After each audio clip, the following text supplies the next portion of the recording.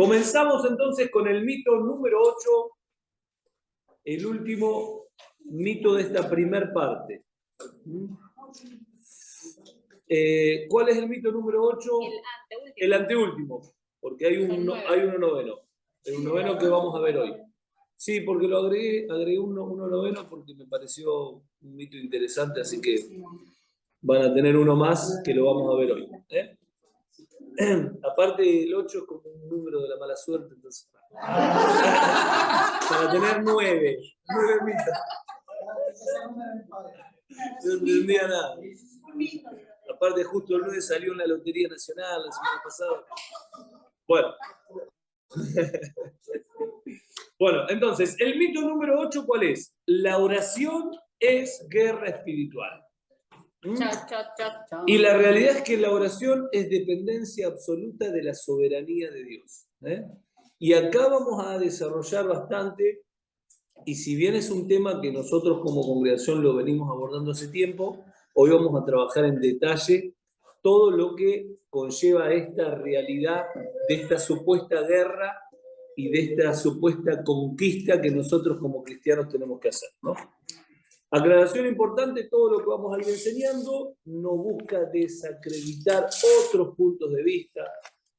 Respetamos los distintos pensamientos sobre este tema y lógicamente siempre estamos sujetos a corrección por medio de la palabra, no por medio de doctrinas humanas o experiencias humanas. Hoy nos encontramos, ya lo dije un montón, pero lo voy a decir de vuelta, nos encontramos con un montón de experiencias humanas que las enseñan como doctrina, pero son experiencias de personas. Por eso vamos a trabajar siempre con la palabra. Entendiendo que nuestro fundamento en todo siempre es Cristo, ¿no? Por eso siempre vamos a la palabra y nos fijamos que si está en la palabra, si Dios dispuso que nos sea revelado, si es una realidad para nosotros, Dios te lo va a dar por medio de la revelación de su Espíritu. Entonces, entendemos de que al estar cimentados en Cristo, siempre nosotros que vayamos aprendiendo algo, estudiando algo, siempre tenemos que ir a las Escrituras, ¿no? Entonces, de ahí es donde nos sustentamos, no es lo que nos puede llegar a pasar a nosotros como seres humanos. Y fundamental entender de que todo lo que vamos aprendiendo, se los pido por favor, no busquemos vernos como los únicos que estamos caminando en esta verdad. Porque por ahí en nuestro entorno podemos ver mucha confusión, pero que esto no nos genere a nosotros una vanagloria de decir, estoy caminando en esto y los otros no ven nada. Porque vos no entendés nada. ¿Por qué? Porque primero porque hay muchas personas y muchas congregaciones que están caminando en esta verdad a lo largo y a lo ancho del mundo. Y segundo, que si nos ponemos en esa posición, estamos, claro, no pecando por no conocer la palabra, pero estamos pecando por juzgar al hermano, que todavía no la vio. Somos religiosos por la antirreligión. Entonces, que podamos ser sabios en esto, ¿por qué? Porque llega un momento que la palabra se te hable tan claramente que vos ves al otro y decís, pero ¿cómo no lo ves? Que es tan claro. Pero bueno, es hasta que todos lo podamos ver, hasta que todos podamos llegar a este entendimiento, ¿no? No caigamos en esto, ¿no? Oremos por aquel que Dios pone en nuestro corazón y decir, mira, tengo un amigo, una amiga, mi familia, mi primo, el que sea, ¿cómo no está viendo esto, no? Orar y pedir que así como el Espíritu nos reveló a nosotros, así como Dios tuvo paciencia con nosotros en poder desdibujar lo que antes estaba mal y poder volver a formar lo que Él quiere que veamos, lo va a hacer con el otro. Entonces, la mejor intervención que podemos hacer es orar y que el Espíritu Santo prepare su corazón y su vida, porque uno no puede dar obligatoriamente que el otro quiera entender lo que yo estoy entendiendo, porque por ahí no es el tiempo. Entonces, es importante esto, ¿no? Orar y ser guiados por el Espíritu. Ustedes siempre véanlo, sí, perdón. Me pasa justo con mi hermana, justo hoy estaba diciendo que, estoy cansada, no sé si me levanté a las 4 de la mañana porque a las 5 tenía que estar en la iglesia para orar. Con la donde va ella, como que ella está en la alabanza, y si no van, no lo suben, claro. Y así. Y hay cosas que capaz yo le quise decir, pero no me entiende. Y bueno, claro, no entiendo. Bueno, vos en ese caso, claro, lo que tenés que hacer es orar por ella y cuando ella por ahí te lo permita o te pregunte, ¿y vos qué haces? O vos qué harías? Y te dé esa posibilidad de decir, a ver vos qué pensás. Ahí sí, porque quiere decir que tiene esa disposición a querer escuchar, ¿no? Entonces ser sabios y hablar por medio del espíritu, ¿no? Entender es que en realidad esto para poder...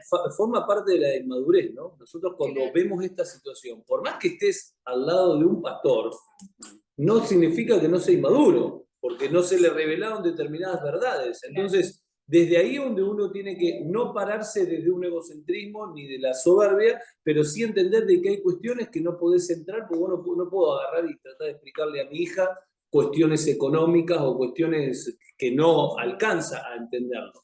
Entonces, desde ahí donde uno tiene que empezar a impartir la verdad en la manera que nos va permitiendo impartirla.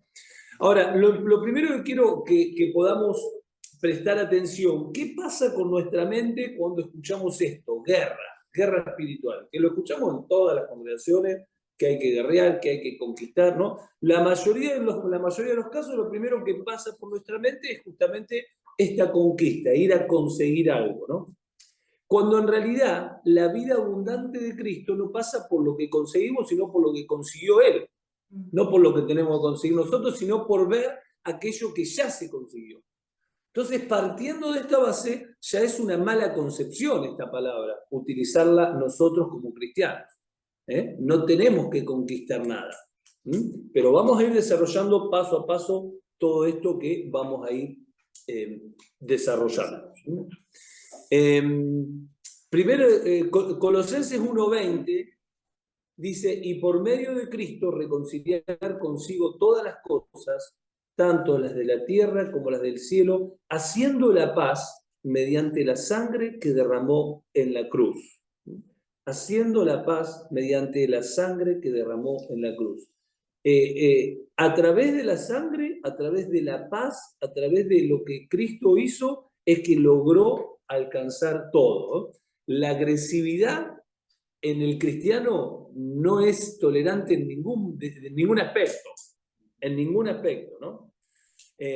Por eso tenemos que ir entendiendo quiénes somos y en la medida que vamos entendiendo quiénes somos, ahí nosotros nos vamos posicionando en esta identidad. Comienza diciendo ahí en el apunte la victoria de la cruz, ¿no? Que esto también está bastante relacionado con lo que estuvimos predicando el domingo, ¿no? de la Pascua, ¿no? ¿Por qué? Porque cuando entendemos que en la cruz hubo una victoria, nos cambia la concepción de lo que es la cruz. ¿Qué dice Colosenses 2:13? Dice, antes de recibir esa circuncisión ustedes estaban muertos en sus pecados, sin embargo, Dios nos dio vida en unión con Cristo al perdonar todos los pecados y anular la deuda que teníamos pendiente por los requisitos de la ley. Él anuló esa deuda que nos era adversa, clavándola en la cruz. Desarmó a los poderes y a las potestades y por medio de Cristo los humilló en público al exhibirlos en su desfile triunfal. Y ahí tienen en el apunte, Cristo en la cruz conquistó una victoria completa, no algo, no fue parcial, fue completa. Entonces nosotros no tenemos que hacer nada con respecto a eso. No solo canceló nuestra deuda por nuestros pecados, también desarmó, humilló y exhibió a los poderes y a las potestades. Un versículo que estuvimos hablando mucho esto, ¿por qué? Porque en este tiempo hay doctrinas que piensan de que tienen la potestad para poder uno como persona cancelar, claro, para poder cancelar actas. Seguramente lo han escuchado, ¿no? Deshacer actas diabólicas. En realidad, exactamente. Claro. Todo ese tema como que nosotros como cristianos tenemos que hacer eso. En ningún momento, en ninguna parte de la Biblia nos habla de eso. Porque en realidad Cristo ya lo hizo por nosotros. Cristo desarmó a las potestades, los exhibió públicamente, anuló el acta de los decretos que nos era contraria a nosotros, la quitó del medio, la clavó en una cruz, es decir, ella hizo absolutamente todo. Cuando nosotros lo queremos hacer con nuestra fuerza, lo que estamos haciendo es desacreditar lo que Cristo hizo, ¿no? Y es importante tener presente esto, ¿no? Porque la obra completa de la cruz es eso en nosotros. Es entender de que yo no tengo mis antepasados, que porque no, porque mi papá hizo eso, entonces a mí me debe estar pasando esta situación, porque mi tío era no sé qué, porque mi mamá cuando yo era chico, porque mi... No, hay que entender que nosotros cuando venimos a Cristo, Él no repara mi vida y hace una vida un poco mejor, entonces, bueno, lo que dice mi papá, lo que me dice mi abuelo, bueno, a mí me va a ir un poquito mejor con eso porque me arregla la vida. En realidad, cuando nosotros tenemos, recibimos a Cristo en nuestra vida, pedimos que Él sea nuestro Dios, nuestro Señor, nosotros no somos hijos de Él pone en nosotros una nueva vida. Entonces mi vida ya no es la de Noemí de antes, la que estaba muerta en sus delitos y pecados. ¿Por qué? Porque había un montón de cosas que yo venía cargando generacionalmente, había un montón de cosas negativas que venían a mí por cuestiones pasadas, pero acá las escrituras nos dice de que Dios no es que perdona una parte, o sea, lo que yo hago solamente, porque yo le... No, no, todo lo que conllevo yo, todo mi bagaje, es perdonado. Y todo lo que haya el enemigo querido hacer en mis generaciones, Dios al poner una nueva vida en mí, ya lo que el enemigo quiso hacer no tiene autoridad, porque si no, entonces la autoridad de Dios es para algunas cosas sí, para otras no. En realidad no tiene nada que ver con eso. Tiene que ver con que Dios hace todo nuevo en nosotros. Y también Dios no se maneja en el cronos, Dios se maneja en el kairos, en una atemporalidad. Como Dios se maneja en una atemporalidad, no es que cuando llegamos a Cristo me perdonó todos los pecados, pero a partir de ahora yo tengo que, empieza a escribir de vuelta en la lista. No, Dios ya te perdonó aún los pecados que vos no cometiste. Primero que te perdonó el pecado original, ¿no? Porque una cosa es el pecado y otra cosa son los pecados. El pecado original es la naturaleza pecaminosa que todo individuo nace con esa naturaleza. Ese pecado te lo perdonó, que es la fábrica donde se producen los pecados, en plural. Primero te perdona ese pecado y todos los pecados también son perdonados. En la medida que nosotros avanzamos y pecamos, el Espíritu Santo te va dando convencimiento de pecado y vos te vas arrepintiendo y le vas pidiendo perdón a Dios. No es que no le pedís perdón a Dios porque Dios ya te los perdonó. No, vos le vas pidiendo perdón a Dios. Pero en ese pedir perdón a Dios, la respuesta siempre va a ser volver a perdonarnos, porque Él ya nos perdonó. Claro. Porque Él no vive en la cronología. Ahora, ¿qué pasa si yo no me arrepiento de ese pecado? Tengo consecuencias. Hasta que me arrepienta y vuelva a pedirle perdón a Dios y automáticamente me perdone de nuevo. Claro, porque el cometer pecado no es que, bueno, le pido perdón al Señor y ya está. No, porque si yo siembro manzana no voy a esperar que salgan peras. Es lo mismo. Si yo hago cosas que están mal, lógicamente van a tener una consecuencia. Que el Señor me perdone, eso está buenísimo. Que restaure mi vida, eso está buenísimo, pero yo no puedo esperar algo que sea completamente diferente cuando yo sembré algo. ¿Se entiende? Entonces es cuestión de... Hay cuestiones todos los pecados tienen consecuencia, a veces sí o a veces no. Esa está en la soberanía de Dios, porque vemos en la palabra pecados que han tenido consecuencias, pecados que no han tenido consecuencias. Entonces, depende cada persona y depende de la relación que tenga con Dios. Y lo que Dios dispone para esa persona, ¿no? Ahora, en base a la guerra espiritual, cuando hablamos de guerra espiritual, la guerra espiritual se basa en darle al diablo y a los demonios un poder que se les fue quitado. Ahora, claro, ese poder que vos le estás dando nuevamente, es un poder que se le fue quitado porque ese poder lo tenía antes de la cruz. En la cruz le fue quitado, entonces vos cuando crees que el diablo tiene ese poder, a través de tu fe le estás dando el poder de nuevo. ¿Se entiende? Entonces, esto es tremendo porque a veces encontramos cristianos peleando con los demonios y con todo y desatando, pero porque ellos mismos le están dando un poder que en realidad no lo tienen. Vos te parás en quién sos vos, caminás y ya automáticamente toda obra satánica se deshace.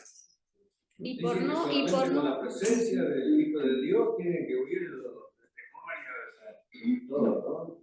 Sí, bueno, ahora vamos a entrar en eso. Y vamos a ver en qué momento uno tiene que hablar, no tiene que hablar, porque bueno, la palabra no nos habla de conquistar, pero sí de luchar, de resistir, de deshacer argumentos satánicos. Pero no, es decir, no es que no soy cristiano y no hago nada y me quedo. No. Nuestra lucha contra el enemigo no es para ir a conseguir algo, sino para no perder algo que ya conseguí y para que no me quite de una posición ya ganada por Cristo. Es completamente distinta, pero no es que hago la plancha en una cama. No. Es decir, es una... Claro, ¿no? Porque... Pero bueno, vamos a seguir desarrollándolo de a poquito. Vamos ahora al punto B que tienen ahí en el apunte, que habla justamente de la posición del creyente, ¿no? Que es algo que tenemos que ir entendiendo porque todos nosotros tenemos esta posición. Sin importar el crecimiento, sin importar las funciones, todos tenemos esta función que habla Efesios 1, 15. ¿Quieres decir algo?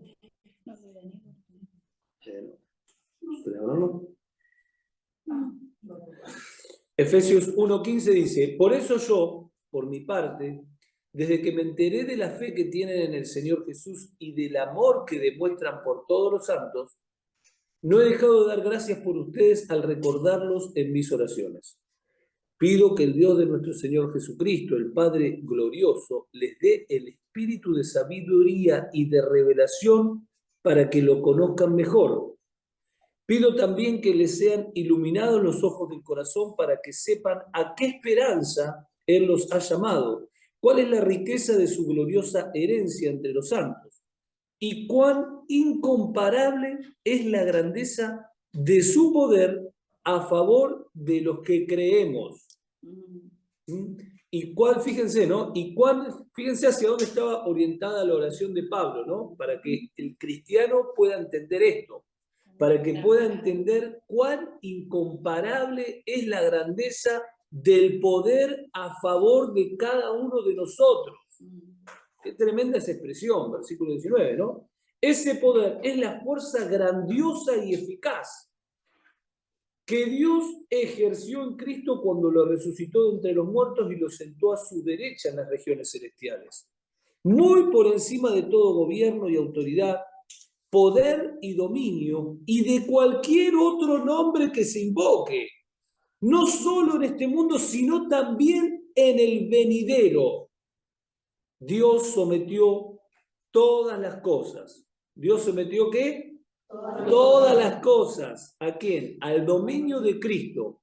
Y lo dio como cabeza de todo a la iglesia, que somos nosotros. Esta, la iglesia, que es su cuerpo, es la plenitud de aquel que lo llena todo por completo. Es la plenitud de aquel que lo llena todo por completo. ¿Pueden ver nuestra posición acá? Tremendo. Esto no está hablando de algo que va a pasar. Es nuestra posición. Pero lo tenemos que ver, lo tenemos que creer y tenemos que caminar en esta realidad, sin importar lo que estemos viviendo en nuestro entorno. Tenemos que caminar en esta realidad y leerla una y otra vez y decirle: Dios, dame esta revelación para poder comprender realmente cuál es mi posición como cristiano. Y qué bárbaro, porque estas palabras que el apóstol usaba, ¿no?, en su oración están dirigidas a cada uno de nosotros a poder saber lo que ya se nos fue dado, a poder entender de que nosotros, al ser hijos de Dios, ya tenemos todo lo que necesitamos. Entonces, lo que nosotros vamos a hacer no es ir a guerrear y a sacarle al enemigo nada, porque en realidad nosotros en Cristo ya tenemos todo lo que nos hace falta, dice las Escrituras, ¿no? Y entender de que Él, en esta oración está diciendo: pido que puedan darse cuenta cuál es la gloriosa riqueza, pido que puedan darse cuenta de qué es lo que tienen en Cristo, pido que cada día lo puedan conocer más a Él, ¿no?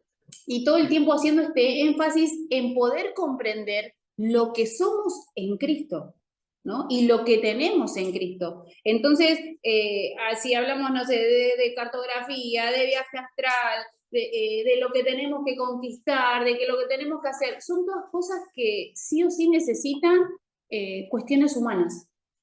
Tremendo. Y acá el apóstol Pablo, y en un montón de oraciones que también hace a las distintas iglesias, y hay un montón de escrituras que nos hablan de entender y de comprender para qué Dios nos llamó. Entender, comprender cuál es la gloriosa riqueza, habla acá, ¿no?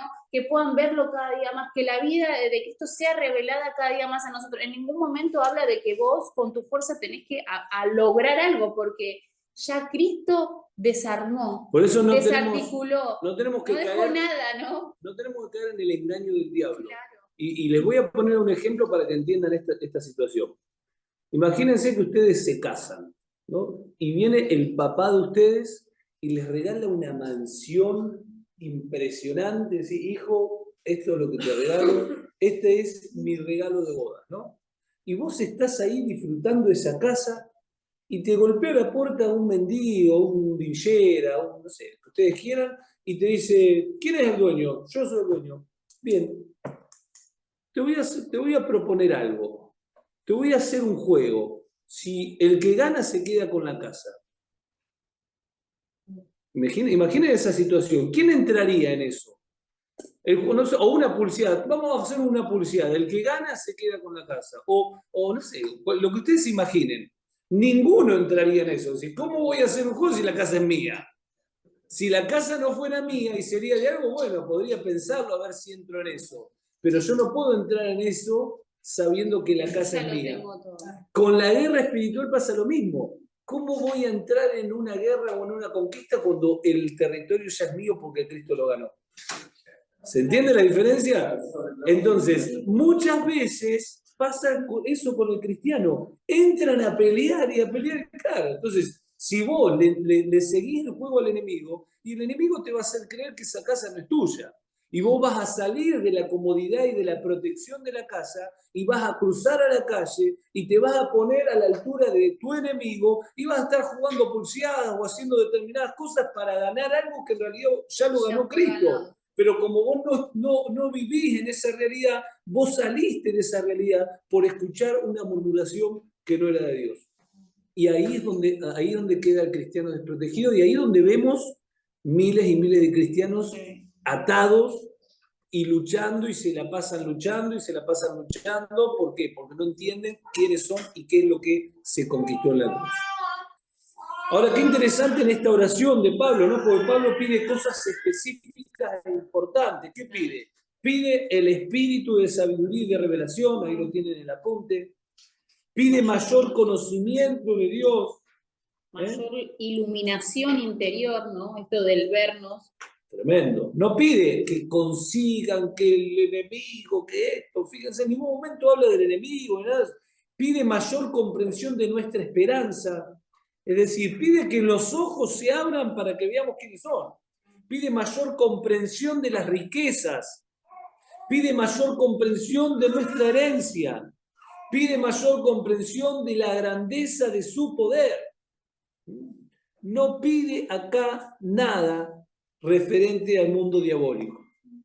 Pide todo en cuanto a lo que ya se nos ha dado para que lo podamos ver, ¿no? Que todo lo que se nos fue dado lo podamos comprender, que lo podamos ver, que podamos conocerlo, que se nos sea revelado, ¿no? Es como que toda la oración redunda en eso, ¿no? Exactamente. Punto número 2, ¿querés leer? Este poder tiene características específicas. Especiales. Es una fuerza grandiosa y eficaz. Este poder que habita en cada uno de nosotros es grandioso y es eficaz, ¿sí? Porque viene de Dios, ¿no? Esa eficacia no es por lo que yo pueda hacer, acá vamos otra vez, ¿no? Nunca estamos nosotros en el centro de la ecuación, ¿no? Es grandioso y es eficaz por el poder que obra en nosotros, ¿no? Resucitó a Jesucristo de los muertos, es decir, no, el otro día justo escuchábamos esa canción, ¿te acordás? Hay un montón de religiones que tienen un Dios, el cual sus huesos están en algún lado, ¿no? Y el único que resucitó y que vive es Cristo, ¿no? Y qué importante entender esto, ¿no? Porque el poder eficaz de Dios devolvió la vida de su Hijo y la impartió en cada uno de nosotros. Entonces, frente a esas circunstancias, yo, humanamente, ¿qué puedo hacer? ¿Qué puedo ir a sacarle a alguien? Nada. Por eso la importancia de entender qué es lo que tenemos, ¿no? Lo puso sobre todo gobierno y autoridad, poder y dominio, y se le dio un nombre sobre todo nombre. Sometió todas las cosas al dominio de Cristo, ¿no? Esto de entender de que el dominio me habla de gobierno, ¿no? Por eso la importancia de entender de que nosotros no somos gobernados por nosotros mismos, sino por la vida de Cristo en cada uno de nosotros, ¿no? Dice, puso a Cristo como cabeza de la iglesia, es decir, nosotros, todos nosotros, quienes somos parte de ese cuerpo, no somos los que gobernamos. Somos parte del cuerpo de Cristo, es decir, el que pone el querer, el que pone el hacer, el que pone la dirección hacia dónde ir, no somos nosotros como hijos de Dios, sino seguimos lo que Dios estableció y por medio de la revelación del Hijo, ¿no? Por medio de Cristo. Hizo de la iglesia su cuerpo y le dio a la iglesia la plenitud de Dios. Esto que es tan importante entender, que la plenitud de Dios no es que nosotros la vamos a disfrutar en su eternidad, nosotros la plenitud de Dios la disfrutamos hoy. Al dejar que el gobierno de su vida llegue a real en nosotros, al poder comprender en dónde estamos posicionados y al poder entender que esas gloriosas riquezas son para nosotros, sus hijos, ¿no? Así es. Efesios 2, del 4 al 7, ese también lo tienen, ¿no? En el apunte. Sí. Dice, pero Dios, que es rico en misericordia por su gran amor por nosotros, nos dio vida con Cristo, aun cuando estábamos muertos en pecados. Por gracia ustedes han sido salvados. Y en unión con Cristo Jesús, Dios nos resucitó y nos hizo sentar con Él en las regiones celestiales. ¿Para qué? Para mostrar en los tiempos venideros la incomparable riqueza de su gracia, que por su bondad derramó sobre nosotros en Cristo Jesús. Punto número 1 dice, en virtud de todo lo anterior, se nos dio una posición expresada en 4 aspectos. ¿Cuáles son? Nos dio vida con Cristo, nos unió a Cristo, nos resucitó con Cristo y nos hizo sentar con Cristo. Que es tremendo, ¿no? Hay un libro de Watchmaní, creo que es Sentados, ¿cómo es? Estar firmes. Después se los vamos a pasar. Hay un libro que es muy interesante que habla, sí, lo tengo en PDF, que justamente habla de esto, ¿no? De que todo comenzó no desde una posición de estar parado. Lo primero que Cristo recibió es un sillón para sentarse y gobernar. Es decir, no recibió un trabajo, recibió una posición. Desde ahí donde funciona todo. Por eso nosotros tenemos que entender esto, porque ahí dice, nos hizo sentar con Él. Sentados, no es que, y estar firme. Exactamente, sentados, andar y estar firme. Primero, estar sentado en una posición. Después es el andar y después el mantenernos firmes ante cualquier cosa que pueda venir a detenernos. Pero qué interesante esto, ¿no? Porque dice que nos hizo sentar, y creo que lo tienen marcado ahí, nos hizo sentar con Él en las regiones celestiales. Nos dio un lugar. Es decir, nos da una posición de privilegio. Nos da ¿quién es el que está sentado? El que está sentado es el que gobierna. El que está sentado es el que tiene autoridad, no el peón. El peón no puede estar sentado. El peón tiene que estar trabajando todo el tiempo, ¿no? Y es importante esto, ¿no? Porque nos dio un lugar de pertenencia, ¿no? Desde el momento que dice, sentados en los lugares celestiales, ¿no? Nos hizo sentar en las regiones celestiales. No solo nos resucitó, sino que nos hizo sentar. Y desde el momento que te hace sentar en un lugar es porque hay un lugar para vos. Es importante tener presente esto, ¿no? Que cuando sos hijo de Dios, no sos uno más en su creación. Cuando sos un hijo de Dios, Dios ya no te mira como parte de su creación, como mira simplemente a un árbol, a un animal, porque todos somos creación de Dios. Pero cuando sos hijos es diferente. Y qué bárbaro, ¿no? Porque ¿cuántas veces nos pasa que llegamos a un lugar y no hay lugar y dices, traiga una silla, y vos te quedas parado hasta que venga esa silla? Para poder... Ahora, no es lo mismo que vos llegas a un lugar y decís, no, este lugar es tuyo. Es tu lugar. Están todos sentados alrededor, pero este no se sienta nadie porque es tuyo. ¿Cómo te sentís? No nos pasa generalmente eso, ¿no? Es raro que te pase. Por ahí, bueno, si vas a un lugar específico que hay, generalmente a los pastores les guardan el lugar de la primera fila, pero si no, no te guarda nadie nada, ¿viste? Entonces, pero uno cómo se siente, se siente hijo como... de Dios, es importante tener presente esto, ¿no? Por eso es importante tener esto presente, que Él tiene un lugar preparado para cada uno de nosotros. Ahora, todo esto que estuvimos hablando, ustedes dirán, bueno, pero ¿qué tiene que ver con la guerra y con esto que estamos desalojando de este mito? Porque justamente antes de entrar en esta expresión de guerra, necesitamos comprender nuestra posición. Porque yo no puedo supuestamente entrar en guerra si no sé quién soy yo. La posición es fundamental, por eso estuvimos argumentando y está bien claro y hay muchísimo para hablar en cuanto a la posición. A ver, todo Efesios, todo Filipenses, Colosenses, te habla justamente de quiénes somos, una posición te da que es indiscutible, ¿no? Por eso si nos remitimos al título de lo que estamos viendo, el mito es la oración, es guerra espiritual, ¿no? Esto de la guerra espiritual que necesitamos elaborar, hacer, diseñar y armar y estratégicamente, cuando en realidad la oración es dependencia absoluta a la soberanía de Dios. ¿Qué me dice soberanía? Me habla de gobierno. Es decir, si hay alguien que ya está gobernando, no hay que conquistar nada, ¿no? Entender de que algo se conquista cuando no se tiene. Por eso necesitamos entender y comprender en dónde estamos posicionados. Por eso, fíjense que todo lo que venimos hablando es de poder comprender cuál es nuestra posición, poder comprender qué es lo que tenemos. ¿Por qué? Porque cuando nosotros entendemos de que la soberanía de Dios es algo que va mucho más allá de lo que yo puedo ver, entonces yo ya no necesito pelear, ¿no? Exactamente. Y bueno, y si decimos que la guerra está en cuestión, ¿qué hacemos con Efesios 6 entonces? Y eso es lo que vamos a ir desarrollando, ¿no? Claro, ¿Por qué? que Porque muchos por ahí utilizan esto de la preparación. Efesios 6, Sí. capítulo 6, es justamente el que más se utiliza para poder argumentar de que estamos en guerra, ¿no? La armadura que tenemos que ponernos, que tenemos que luchar, que tenemos que guerrear. Bueno, vamos a ir desarrollándolo y que Dios nos dé entendimiento en cuanto a este capítulo. Y también anotamos, hay otros capítulos que están en otra parte, pero es muy poco, son 3 partes más donde la Biblia habla justamente que lo tenemos todo anotado, que si tenemos tiempo lo podemos ir desarrollando. Ahora dice, versículo 10, Efesios 6, 10. Dice, por último, fortalézcanse con el gran poder del Señor.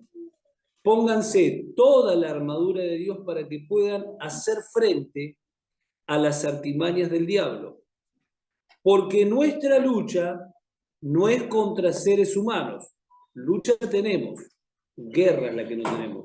Sino contra poderes, contra autoridades, contra potestades que dominan este mundo de tinieblas, contra fuerzas espirituales malignas en las regiones celestiales. Por tanto, pónganse toda la armadura de Dios para que cuando llegue el día malo puedan resistir hasta el fin con firmeza. Sí, vemos ahí, hacemos una pausa ahí, vemos cómo inicia el versículo 10. Y dice, fortalézcanse ¿con qué? Con gran poder. ¿Con el gran poder de qué? Fortalézcanse no en sus fuerzas. Fortalézcanse por todo lo que saben, tampoco. Fortalézcanse porque van a, tampoco. Es la fortaleza que vamos a tener es en el gran poder de Dios. ¿Y dónde está Dios? En nosotros. En nosotros. No es algo que afuera que tengo que recibir un poder para poder tener, no, tengo que dejarme gobernar por el poder que opera en mí para poder tener el poder necesario para poder hacer frente a la situación que estoy viviendo. Claro, por eso no me fortalezco en mis fuerzas, me fortalezco en el Señor. ¿Sí? Después en el 11 dice, pónganse la armadura de Dios para que puedan hacer frente. Hacer frente es ofrecer una resistencia a un ataque. Hacer frente no es ir a atacar. Hacer frente es ofrecer una resistencia, ¿cierto? Vamos a ir pensando y analizando a medida que vamos leyendo para ver qué es lo que dice la Escritura, ¿no? Entendiendo lo que dice la Y Escritura. artimañas del diablo, ¿qué se entiende por artimañas del diablo? Artimañas del diablo. Recuerden que tentaciones son estrategias que el enemigo va armando a nuestro alrededor para hacernos caer, ¿no? Ahora dice, porque nuestra lucha no es contra seres humanos. Lucha tenemos. Por eso no miren a los patrones que ustedes tienen ahí alrededor. No miren a las situaciones adversas, no miren a las personas que están alrededor. Nuestra lucha no es contra los seres humanos, sino contra todos los espíritus diabólicos que los gobiernan a ellos y que los manipulan a ellos para que vos pierdas tu posición. Si vos perdés tu posición, ahí donde estás complicado. Ahí donde estás complicada. Pero si vos mantenés tu posición como hijo de Dios a través de la fe de quién sos, ellos pueden gritar y hacer todo lo que vos quieras, pero vos te tenés que quedarte dentro de tu casa. Y quédense con esta imagen que les dije hoy. Quédate adentro de la casa que tu padre te dio. Aunque te golpeen la puerta y te digan, salí a pelear. No, quédate adentro, quédate en tu posición, no salgas. ¿No? Ahora sigue diciendo, ¿hasta dónde llegué? El 13 dice, por lo tanto, pónganse toda la armadura de Dios para que cuando llegue el día malo, es decir, el día malo llega, y sé que varios de ustedes, por lo que estamos trabajando con varios de ustedes de manera personal, están viviendo un día malo, pero bueno, tranqui, que ya va a pasar el día malo. ¿Para qué? Para que cuando llegue el día malo puedan resistir. No ir a atacar, pueden resistir. Nuevamente esto de la resistencia. Imagínense una estantería que está resistiendo el peso. Algo que está resistiendo, que puedan resistir hasta el fin con firmeza. Por eso vuelve a decir el versículo 14, manténganse firmes, ¿no? Ceñidos con el cinturón de la verdad, protegidos con la coraza de justicia. Ahora vamos a desarrollar todo esto, calzados con la disposición de proclamar el evangelio de la paz. Además de todo esto, tomen el escudo de la fe, con el cual pueden apagar todas las flechas encendidas del maligno. No dice con el cual vas a agarrar y le vas a tirar flechas a todos los demonios para... No. Son ellos los que quieren sacarte de tu lugar. No sos vos el que tenés que andar tirando flechas para todos lados. Es completamente distinto. Resistir, ¿no? Eso cuando nos pasa que por ahí, no, pero me pasa que tengo un pensamiento y justo me pasa esto, ¿no? Y nosotros siempre decimos, bueno, recordad que el enemigo siempre va a tirarte pensamientos negativos, pensamientos que no suman, digamos, y tiene que ver con esto de poder resistir, ¿no? Y hay un dicho que dice, no, uno no puede impedir que los pájaros vuelen en tu cabeza, pero sí puedes impedir que hagan nido. Es esto del estar firme en Cristo y resistir que cuando vengan esos pensamientos, que te das cuenta que no son de Dios, que te das cuenta que no vienen del Espíritu, resistir, porque el que está en vos es mayor. ¿Por qué? Porque arrancamos que nos vamos a fortalecer con el poder de Dios, que es el que habita en cada uno. Ahora, qué interesante, porque esta expresión de flechas del maligno, ¿a qué hace referencia? Hace referencia a los pensamientos que van directo a nuestra mente. Ahí es donde el enemigo te tira a bombardear. Te tira todo el tiempo pensamientos en forma de palabras, en forma de argumentos, para que vos los creas y salgas de tu posición de hijo de Dios. Que descreas en lo que Dios te dijo el domingo y le creas lo que el enemigo te dijo el lunes, ¿no? Y ahí es donde salí de tu posición, esos dardos todo el tiempo que te está tirando, ¿no? Por eso dice, toma el escudo de la fe. La fe es la que hace que esos dardos no puedan afectarme, ¿no? Y fíjense lo que dice el versículo 17, y tomen el casco de la salvación y la espada del Espíritu. ¿Cuál es la espada del Espíritu? La palabra de Dios. Es decir, así cuando viene el enemigo con una palabra a mi mente, yo tengo la palabra de Dios, la promesa de Dios, lo que Dios me habla, lo que Dios me dijo, para poder contrarrestar ese argumento falso que vino a mi mente. ¿Se entiende? Esto es fundamental entender esta estrategia diabólica. Esta estrategia diabólica que va a nuestra mente para quitarnos del lugar que Dios nos puso, para que creamos a esas mentiras. Pero si nos aferramos a la palabra de Dios, esa mentira va a deshacer. Recuerden que lo único que destruye a la mentira es la verdad.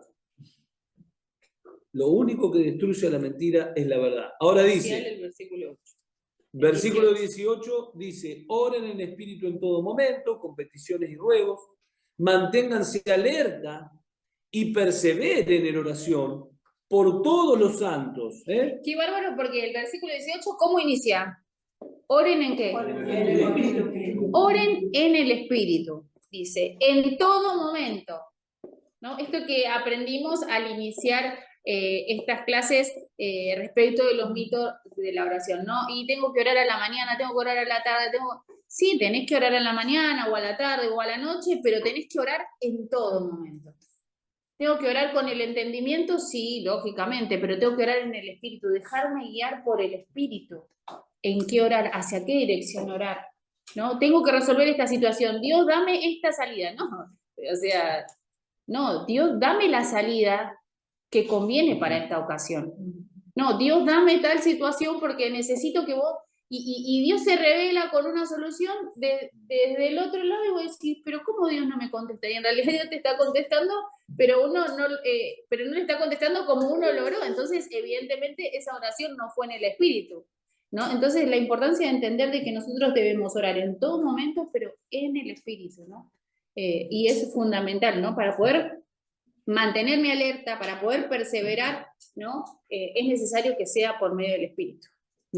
Así es. No hay otra cuestión, digo. Y algo importante, fíjense, a partir del 18 nombra mucho las palabras oren. Oren en el espíritu en todo momento, con petición y ruego, manténganse alerta, perseveren en oración, nuevamente, por todos los santos.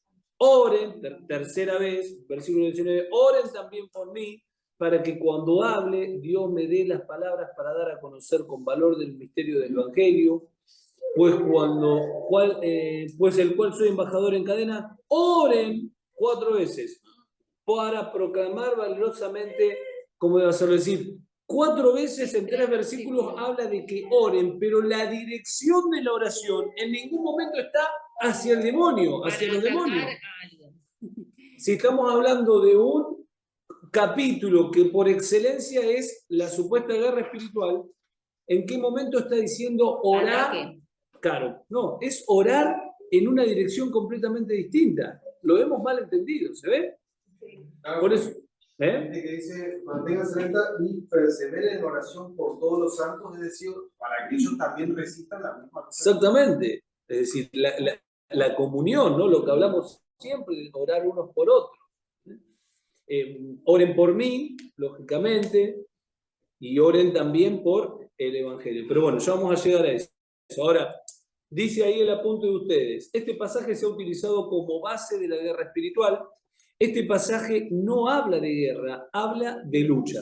Y es fundamental esta diferencia, ¿no? Esta lucha no tiene como objetivo ganar algo, sino no perder algo.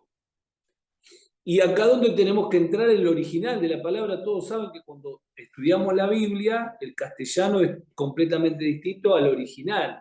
El Nuevo Testamento, el original es griego, el antiguo es en hebreo, y cuando vamos al original de la palabra que usa para lucha, es pale, pale. Es de número 3823 del Strong, si lo quieren buscar.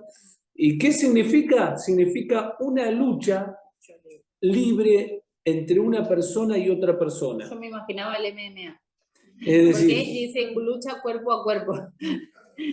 Lucha cuerpo a cuerpo y es echar fuera. El original, la raíz de la palabra viene de echar fuera, sacar de encima. Es como da la idea de empujar. Ese es el original de la palabra, ¿no? No habla de un ejército que tiene que conquistar algo, no habla de algo corporativo, de ir a tomar posesión de algo, no, habla de una lucha cuerpo a cuerpo, de no perder tu lugar, de empujar, de sacarte de encima lo que viene, ¿no? Por eso, esa es la palabra. Si vemos y ahondamos, ¿no? En todo este pasaje habla de resistir, ofrecer resistencia, hacer frente. Nunca nos hablas de ir y atacar, ir y dar, ¿no? Y esta palabra lucha de la que habla es justamente es un cuerpo a cuerpo, es resistir cuando el enemigo viene a atacarme, sea por los pensamientos, en esto que hablamos recién, sea a través de la actitud de otra persona, que en ocasiones vos decís, no es la persona, es el espíritu que gobierna a esa persona, ¿no? Entonces, ser ávidos, pero cuando yo entiendo quién soy, cuando yo sé cuál es la gloriosa riqueza que está depositada en mí, entonces puedo resistir, porque sé que el que está en mí es mayor que cualquier circunstancia, que cualquier palabra que pueda ser levantada contra mí, porque el que se va a encargar es el que está en mí. Exactamente. Por eso dice ahí el punto número 4, dice, esta lucha no tiene como objetivo mantenernos firmes en la victoria. Esta lucha tiene como objetivo mantenernos firmes en la victoria ya ganada. Y bueno, ahí comienza con el desarrollo paulino, que ya lo leímos, fortalezcanse con el gran poder del Señor, lo que dijo la pastora, pónganse la armadura para hacer frente a las artimañas que el enemigo está realizando y tendiendo. No es que nosotros estamos haciendo artimañas, es él el que está haciendo estrategia. Nosotros no tenemos que hacer estrategia de a ver cómo vencemos al enemigo. No tenemos que hacer cartografía, que yo lo he hecho muchísimas veces y he estado trabajando en eso. Nosotros íbamos plaza por plaza y deshacer toda artimaña masónica y todo lo que se puedan imaginar, trabajamos en Dios todo tenga eso, ¿no? misericordia. Claro, que era completo. A ver, terminabas desgastado porque te la pasabas corriendo atrás del diablo y el diablo se reía. ¿Por qué? Porque después no tenías fuerza para nada, porque era cuestión de con tus fuerzas querer hacer algo que Cristo ya lo había hecho. es como querer matar a un muerto. ¿Podés matar a un muerto? No, no lo podés matar porque está muerto. Bueno, imagínate una pelea que alguien esté queriendo matar a un muerto. No lo va a matar nunca al muerto. Esa es la situación que pasa cuando a veces no entendemos estas cuestiones, ¿no? Dice, no somos nosotros los que tenemos que elaborar planes y artimañas para quitar o arrebatar algo al enemigo. Es el enemigo el que elabora artimañas para movernos de nuestra posición de victoria. Este enemigo son las fuerzas espirituales de maldad. Por eso dice, pónganse toda la armadura. ¿Para qué? Y para que cuando llegue el día malo, para que podamos resistir en ese día malo. Resistir hasta el fin. Y ese día malo muchas veces son encontrarnos en artimañas satánicas que el enemigo fue gestando y fue creando para que nosotros no hicimos nada, pero estamos ahí. Y uno dice, pero ¿por qué estoy viviendo eso? Y porque Dios te está probando con eso y Dios lo está utilizando para fortalecerte, para hacerte crecer. No hay otra manera. Nosotros no crecemos estando en Hawái mirando la playa entre las palmeras. Nosotros crecemos siendo expuestos a determinados escenarios que saquen de nosotros ese fruto del espíritu que se tiene que ver. A ver, el vino no se crea mirando la uva. Vamos, créate uva. No, tenés que aprisionar la uva, porque si no, no vas a sacar nada. A nosotros nos pasa lo mismo. Si nosotros no somos, por eso dice la palabra de Dios que así como es probado el oro, nosotros somos probados y nuestra fe es probada para que podamos seguir avanzando. Ahora, si nosotros somos personas que no queremos estar en ningún escenario y terminamos saliendo de todo ese escenario, lógicamente que nos vamos a encontrar como el pueblo de Egipto dando vuelta alrededor de una manzana. Tenemos que entender de que todos esos escenarios no los vencemos nosotros, los vence Cristo. En realidad ya los venció. Nosotros tenemos que mantenernos firmes en la posición y esperar, y resistir, y aguantar, y seguir orando, y seguir creciendo, y seguir esperando. Y va a llegar un momento que tanto da el cántaro hacia la fuente que se rompe, ¿no? Por eso ese resistir no es salir gritando frente a un ataque, sin importar cuánto empuje, cuánta presión tenga por parte del enemigo desde el lugar que sea, sino es entender cuál es mi posición en Cristo y confiar que mi fortaleza va a venir de Él, ¿no? Y no de mí mismo. Exactamente. Por eso qué importante, ¿no? Entender de que a veces cuando nos llega ese día malo nos preguntamos, ¿pero por qué estoy viviendo esto? Y yo te pregunto, ¿y por qué no? El tema es que nosotros no lo queremos vivir, nosotros nos cuesta y queremos... Pero bueno, son situaciones que las vidas se nos va juntando y las vamos teniendo, pero estemos tranquilos. ¿Por qué? Porque ya sabemos que la victoria en todas esas situaciones ya fue ganada, ¿no? Ahora, ¿cómo resistimos al diablo? Manteniéndonos firmes en las verdades de Dios. A través de todas esas mentiras que vienen a nuestra mente, ¿no? Por eso versículo 4 dice, manténganse firmes, ceñidos con el cinturón de la verdad.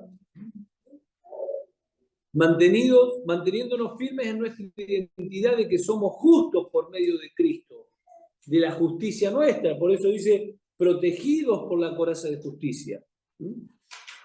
Teniendo una visión local del Evangelio, es decir, no mirando solo a mi ombligo. Por eso dice, calzados con la disposición de proclamar el Evangelio de la paz.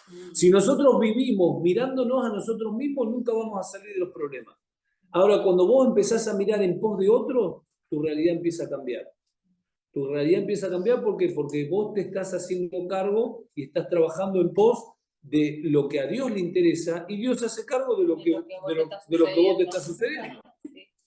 Hay personas que están todo el tiempo enloquecidas por lo que están viviendo. y no se dan cuenta que no fueron llamadas a estar solucionando solamente sus problemas, fueron llamadas a mirar más allá. ¿Mm? Es como la gallina que está mirando todo el tiempo hacia abajo. Tenemos que mirar hacia adelante para poder ver una perspectiva clara, ¿no? Por eso dice, parados siempre en la fe. Parados siempre en la fe. Parados en la fe.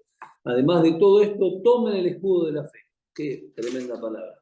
Tomando siempre decisiones guiadas por el Espíritu Santo.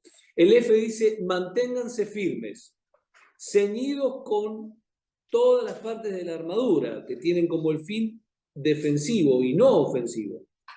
El fin es apagar todas las flechas encendidas del maligno. No soy yo el que tira las flechas, como dije hoy, sino es el enemigo el que tira las flechas y nosotros las apagamos. Si como cristianos nos centramos y nos concentramos en querer tirar flechas, nos va a pasar dos cosas. Primero, que esas flechas no van a servir porque no van a poder matar a nadie. Y segundo, que vamos a estar desprevenidos y ahí sí me van a llegar las flechas. Si yo no preparo una buena defensa y me concentro en el ataque, esa defensa no va a ser tan buena y puede ser vulnerable ante el ataque del enemigo. No sé si se entendió. A ver, si mi posición es estar defendiéndome y resistiéndome, yo me tengo que concentrar en eso. No tengo que concentrarme en atacar. No tengo que concentrarme en hacer para derribar. ¿Por qué? Porque si estoy haciendo eso, me estoy desconcentrando en mi identidad. Me estoy desconcentrando en las palabras que Dios tiene que hablar a mi corazón para poder generar paz en ese momento que estoy viviendo. Y al desconcentrarme de eso, puedo ser vulnerable ante esas flechas que están viniendo. Claro, porque perdés la posición. Al perder la vista de lo importante, perdés tu posición, porque te desvías en esto del querer hacerlo, en esto de querer ejecutar. Ya no estás mirando a quien tenés que mirar, ya no estás parado en donde tenés que estar parado, entonces ya sos vulnerable, ¿no? Entonces es importante esto, no perder la posición nuestra como hijos, que es la que nos sostiene, que es la que nos mantiene a lo largo del tiempo, ¿no? Y acá donde vemos entonces con esto, ¿y qué representa la armadura de Dios? Si yo le digo, bueno, ¿y qué representa esta armadura de Dios que nos pide, que tenemos que tener, que nos tenemos que poner para poder resistir? ¿Qué opina usted? Piensen un segundo. Tengo que, antes de salir a mi casa, agarrar y hacer, me pongo el yelmo de salvación. Yo me imagino como la identidad del hijo. Viene ahí, por ahí va. Bueno, por ahí va. En realidad la armadura de Dios representa la convicción de quiénes somos y de lo que tenemos.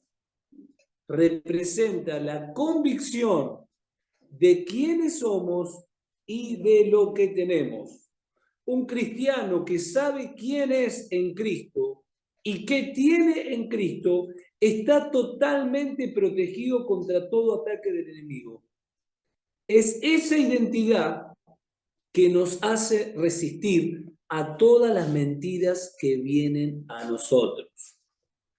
Qué tremendo esto. Leamos un poquito, ¿no? Porque entendiendo esto, que la armadura es tener esta convicción, no esta información. No se trata de una información, se trata de una convicción, por eso necesitamos ser impartidos con esta verdad y que Dios nos abra los ojos para poder ver esta verdad, no una información que llegó a nuestra mente. Pero cuando tenemos esta convicción de quiénes somos y de cuánto tenemos, nosotros no hay mentira que te ponga. A ver, cuando vos tenés una convicción de que sos hombre, a vos te pueden decir, no, vos sos una mujer, y a mí no me importa lo que vos me digas, yo sé que soy un hombre. Ahora, si vos no estás convencido y estás en una situación, agarran y te dicen, mirá, vos sos una mujer, y vos decís, ¿seré una mujer? ¿Habré nacido con hormonas? Porque sí, porque en realidad no me gusta jugar a la pelota.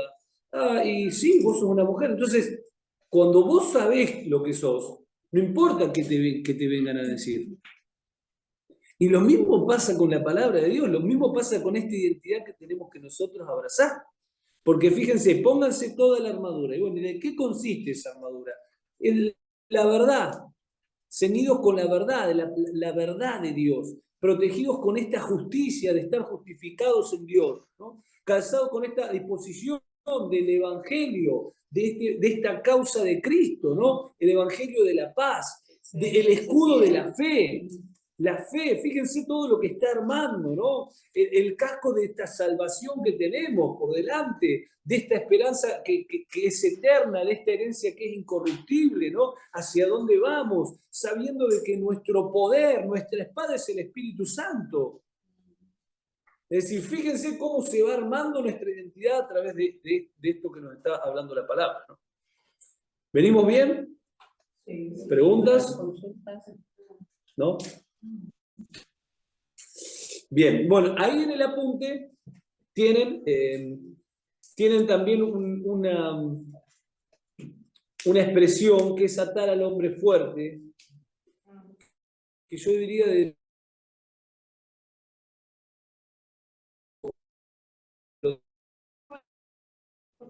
sí, es cortito, pero bueno, lo leemos rápido. Esto es, nosotros podemos atar al hombre fuerte, ¿no? Entonces, una cuestión de atar al hombre fuerte, bueno, acá en la palabra...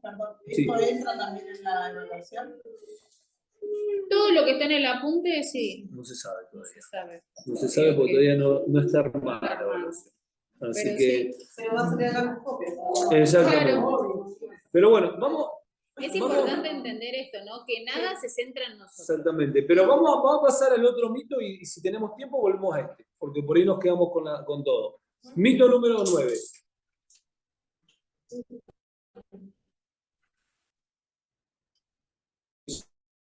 En 20 minutos nada más. El mito número 9, y hoy es la última clase, después del congreso, imagino que todos van a estar conectados ahí en el congreso. Ahora les voy a mandar para que se anoten online. La inscripción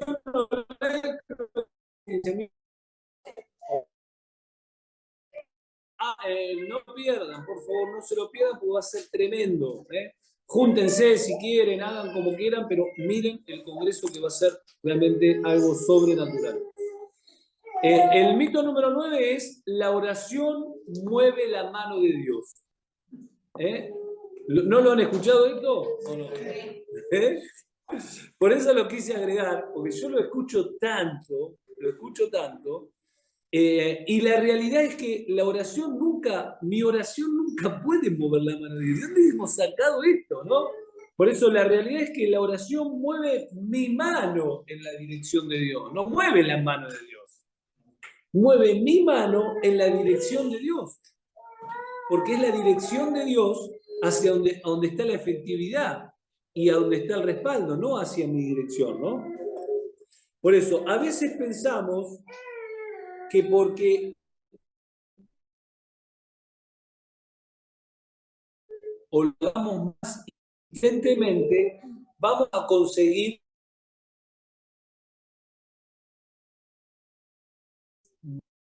Dios. Pero pensemos con sentido común. ¿Podemos nosotros a través de la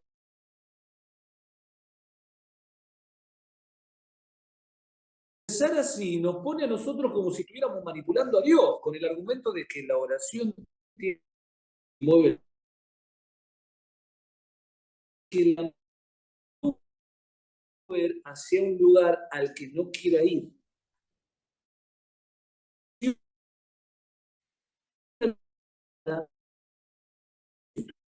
No nuestra oración. Juan, capítulo 5, versículo 14, para poder darle un marco a este pensamiento, ¿no? que veníamos leyendo. Dice, esta es la confianza que tenemos al acercarnos a Dios, que si pedimos cualquier cosa conforme a su voluntad, Él nos oye. Y en ocasiones hemos conocido y hasta capaz saber de memoria, ¿no? este versículo, ¿no? Que en Reina Valera dice, y esta es la confianza que tenemos en Él, que si pedimos alguna cosa conforme a su voluntad, Él nos oye, ¿no? En ocasiones es cualquier cosa que vos pidas, Él te va a oír, ¿no? Saltando la parte que dice conforme a su voluntad, ¿no? Y entonces decimos, bueno, yo sé que si yo oro, Dios me lo va a dar, ¿no? Como esto que hablábamos recién, ¿no? Pedimos a Dios que haga esto, que haga lo otro, y como si Dios fuera mi amo y está a mi servicio, ¿no? Y si vemos cualquiera de las versiones de este pasaje, dice, conforme a su voluntad, conforme a lo que Él le agrada, o conforme a su voluntad, son las dos expresiones que se utiliza. Es decir, sí puedo pedir con confianza delante de Dios, sí Él me va a oír, y sí me lo va a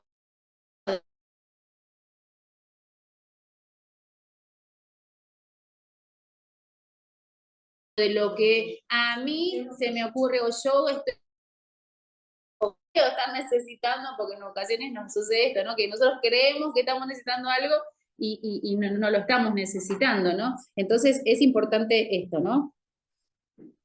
Exactamente. Y esto no significa que no tengamos que orar. Lógicamente tenemos que orar siempre porque nosotros a veces no entendemos la dirección de Dios o el querer de Dios. Bueno, recién leíamos, ¿no? Lo que no tenemos que hacer es frustrarnos en la situación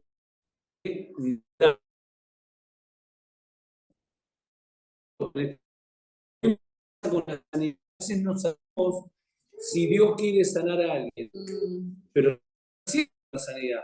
Por más que esté en cualquier situación, uno tiene que orar porque nosotros somos llamados a orar, salvo que Dios te revele y te muestre muy claramente que se lo va a llevar a tal persona, pero uno ora siempre por sanidad. Después está la soberanía de Él, que Él haga lo que quiera. Lo importante es no entender o no creer que como yo estuve orando y hicimos una cadena de oración que fueron, no sé, los 4 continentes, los 5 continentes orando, Dios lo va a sanar. No, Dios no lo quiere sanar, lo va a sanar. Porque, tenemos miles de ejemplos en la Biblia de eso. Otra vuelta había un video en Instagram de un muchacho que decía, imagínense si todos nos usamos un día y todos veamos a la bebé en el mismo momento por algo. Como si fuera a cambiar algo, ¿viste? A mover la mano, ¿viste? Claro, exactamente. La realidad de este mito es que la oración debe mover mi mano, es decir, debe hacerme accionar. Esto lo tiene en la Funde, ¿no? Sí. Uh-huh. Soy yo el que debe ser movido hacia la dirección del Espíritu, no Dios hacia mi dirección. Totalmente claro, ¿no? La oración es fundamental y nada hay que pueda reemplazar la oración. Todo esto no está diciendo de que no tenemos que orar, ¿eh?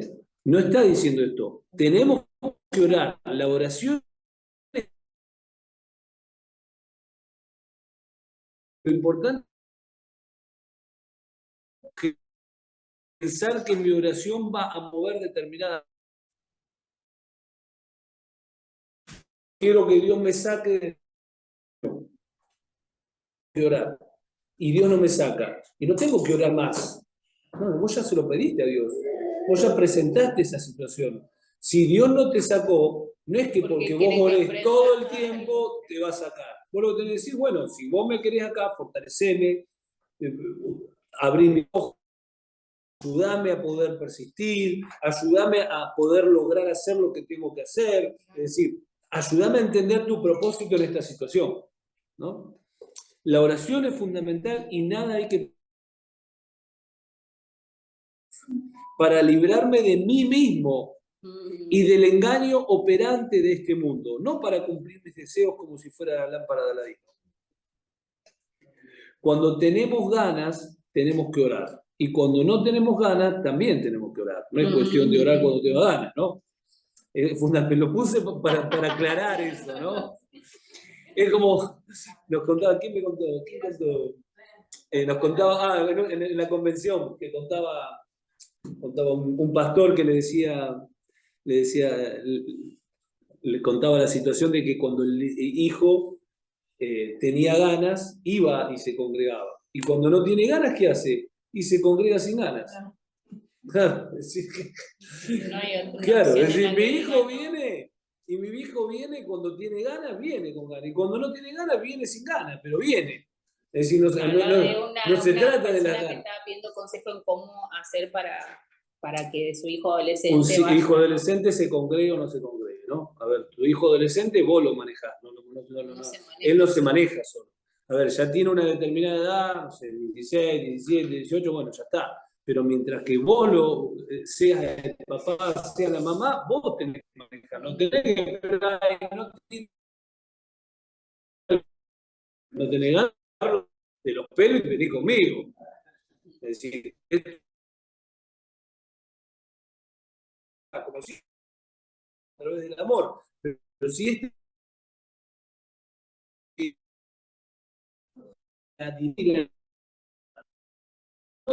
nos comportamos como niños en el avance o en el crecimiento espiritual. Nosotros no es que internamente tenemos al Espíritu Santo que a veces nos hace funcionar y fluir con una efectividad y con un poder sobrenatural, pero a veces tenemos una naturaleza pecaminosa que tiene cada reacción que tiene que ser. ¿De dónde salió? Y a veces somos guiados por esa naturaleza. Y esa naturaleza vos la tenés que ver como un niño. Vos no tenés que hacerle caso a lo que internamente quiere o querés. Vos tenés que hacer caso al propósito. Eso es lo que te va a llevar a un resultado, ¿no? Tenemos que orar y cuando no tenemos ganas, también tenemos que orar sin ganas. En todo tiempo mi corazón debe estar dispuesto a escuchar a Dios y a presentar absolutamente todo a Él, porque nosotros necesitamos ser movidos por Dios y es a través de la oración que le damos lugar a Dios en nuestras vidas para que ore. Y acá pusimos este Salmo 119, que lógicamente que no vamos a leer todo, pero algunos versículos, porque fíjense, comienza diciendo así: felices los íntegros. La versión NTV, Salmo 119, versículo 1, felices los íntegros, los que siguen las enseñanzas del Señor, felices los que obedecen sus leyes y lo buscan con todo el corazón, no negocian con el mal y andan solo en los caminos del Señor. Y a partir de ahí, del versículo 5, comienza la oración de David, ¿no? Hacia el Padre. Y me gustó la dirección que toma.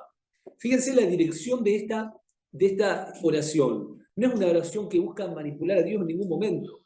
No es una oración que está direccionada a que Dios haga algo, sino una dirección a que haga que Él pueda ser movido.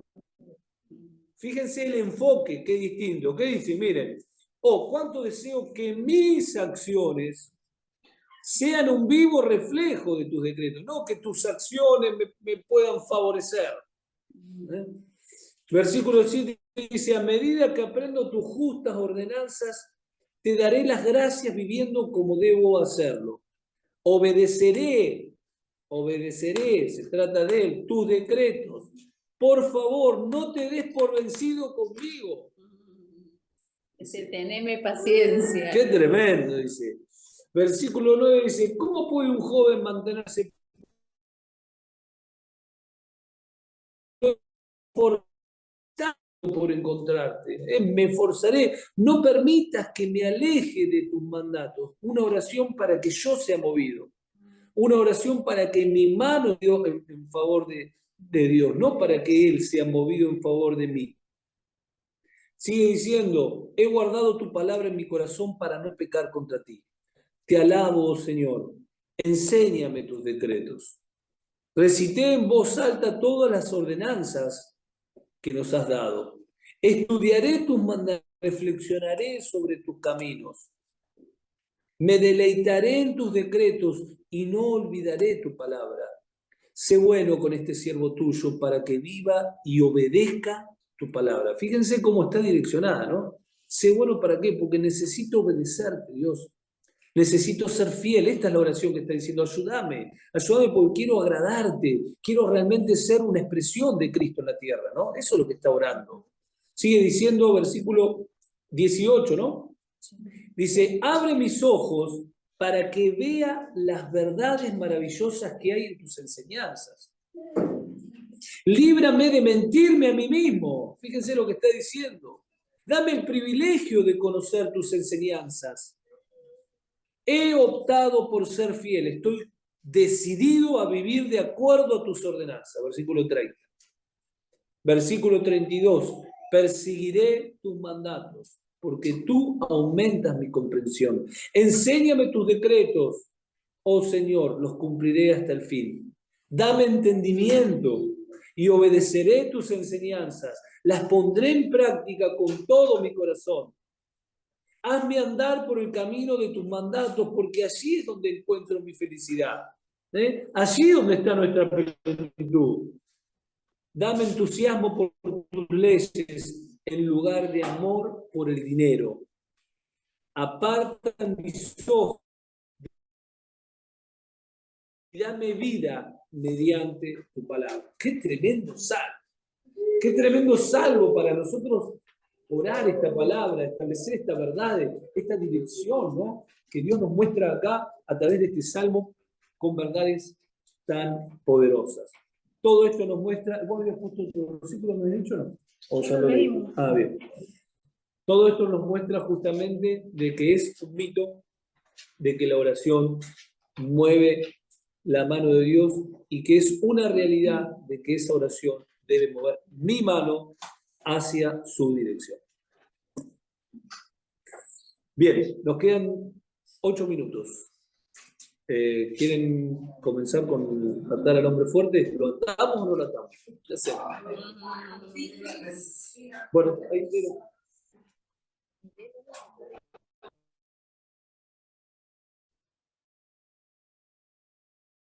Tenemos 8 minutos para hablar. ¿Qué es de donde siempre suelen sustentar esta idea, ¿no? De que te...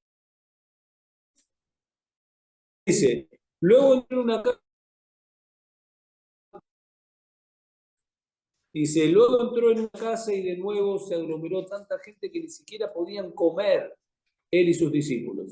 Cuando se enteraron sus parientes, salieron a hacerse cargo de él porque está fuera de sí. Los maestros de la ley que habían llegado de Jerusalén decían, ido tú, bolsa a los... Entonces Jesús los llamó y les habló. Satanás es para Satanás. Si un rey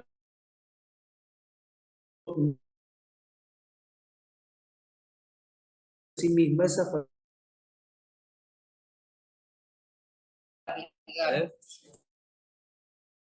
Satanás no puede mantenerse en pie, que ha llegado a su fin. Ahora bien, nadie puede. Este utiliza. Nadie